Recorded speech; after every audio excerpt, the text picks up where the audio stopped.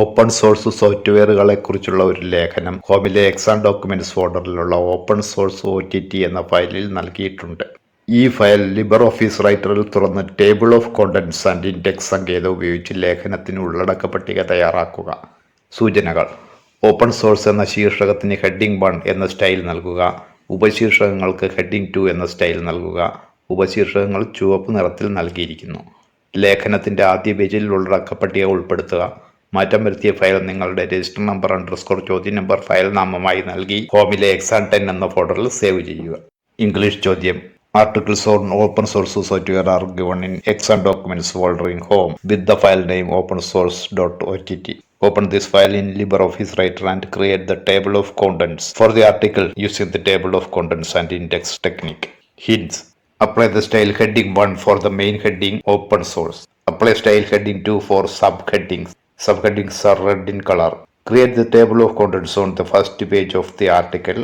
Save the modified article in exam 10 folder in home with your register number _ question number as the file name. opensource.ott എന്ന ഫയലാണ് നമുക്കിവിടെ തുറക്കേണ്ടത്. അതിനായി ഹോമിലെ exam ഡോക്യുമെന്റ്സിലെ opensource.ott എന്ന file double click ചെയ്ത് തുറക്കുന്നു. താഴെ minimise ചെയ്തു വരുന്ന രീതിയിലാണ് ഫയൽ തുറന്നിട്ടുള്ളത്. അവിടെ ക്ലിക്ക് ചെയ്ത് അത് ഓപ്പൺ ചെയ്യുക. അവിടെ ക്ലിക്ക് ചെയ്യുന്നു. ആദ്യം ചെയ്യാനുള്ളത് ഓപ്പൺ സോഴ്സ് എന്ന ശീർഷകത്തിന് ഹെഡിംഗ് 1 എന്ന സ്റ്റൈൽ നൽകുക എന്നതാണ്. ഓപ്പൺ സോഴ്സ് എന്ന ശീർഷകം ഇതാണ്. അത് സെലക്ട് ചെയ്യുന്നു. ഇനി ഇവിടെ ഇടതുഭാഗത്ത് സ്റ്റൈൽ ബോക്സിന്റെ കോംബോ ബോക്സിൽ ക്ലിക്ക് ചെയ്യുന്നു. അതിൽ നിന്ന് ഹെഡിംഗ് 1 എന്ന സ്റ്റൈലിൽ ക്ലിക്ക് ചെയ്യുന്നു. ഹെഡിംഗ് 1 എന്ന സ്റ്റൈൽ ഇവിടെ വന്നു കഴിഞ്ഞു. ഇനി അടുത്തത് നോക്കാം. ഉപശീർഷകങ്ങൾക്ക് ഹെഡിംഗ് 2 എന്ന സ്റ്റൈലാണ് നൽകേണ്ടത്. ഉപശീർഷകങ്ങൾ ചുവപ്പ് നിറത്തിൽ നൽകിയിരിക്കുന്നു. ഇവിടെ ചുവപ്പ് നിറത്തിൽ കാണുന്നതാണ് ഉപശീർഷകങ്ങൾ അഥവാ സബ് ഹെഡിങ്ങുകൾ. ഇവിടെ ഇപ്പോൾ ആദ്യത്തെ ഉപശീർഷകം സെലക്ട് ചെയ്യുന്നു. അതിന് ഹെഡിംഗ് 2 എന്ന സ്റ്റൈൽ കൊടുക്കുന്നു. അടുത്ത ഉപശീർഷകം സെലക്ട് ചെയ്യുന്നു. അതിനും ഹെഡിംഗ് 2 എന്ന സ്റ്റൈൽ നൽകുന്നു. താഴെയുള്ളത് സെലക്ട് ചെയ്തു.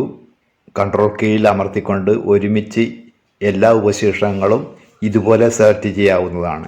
എല്ലാ ഉപശീർഷകങ്ങളും സെലക്ട് ചെയ്ത് കഴിഞ്ഞാൽ മാത്രമേ നമുക്ക് ഇൻഡെക്സ് ടേബിൾ നിർമ്മിക്കുവാൻ കഴിയുകയുള്ളൂ. സെലക്ട് ചെയ്ത എല്ലാ ഉപശീർഷകങ്ങൾക്കും ഹെഡിംഗ് 2 നൽകുന്നു. തന്നിട്ടുള്ള എല്ലാ ഉപശീർഷകങ്ങൾക്കും സ്റ്റൈൽ നൽകേണ്ടതുണ്ട്. എങ്കിൽ മാത്രമേ ഇൻഡെക്സ് ടേബിളിൽ അവ ഉൾപ്പെടുകയുള്ളൂ.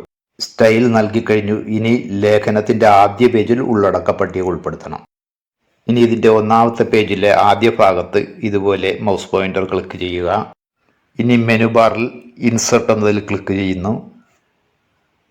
അതിനുശേഷം സ്ക്രോൾ ചെയ്ത് താഴേക്ക് പോകുമ്പോൾ table of contents and index എന്ന് കാണാം.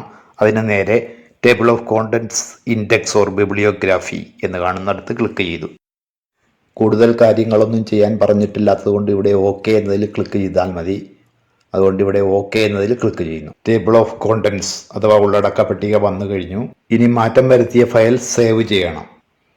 സേവ് ചെയ്യുന്നതിനായി ഫയൽ എന്നതിൽ ക്ലിക്ക് ചെയ്യുന്നു. സേവ് എന്നതിൽ ക്ലിക്ക് ചെയ്യുന്നു. ഹോം ഫോൾഡർ സെലക്ട് ചെയ്യുന്നു. എക്സാം 10 സെലക്ട് ചെയ്യുന്നു. രജിസ്റ്റർ നമ്പർ _ ചോദ്യ നമ്പർ എന്ന രീതിയിൽ പേര് നൽകുന്നു. എക്സാം 10ൽ ഇത് സേവ് ചെയ്യുകയാണ്. സേവ് എന്നതിൽ ക്ലിക്ക് ചെയ്ത് ഫയൽ സേവ് ചെയ്യുന്നു.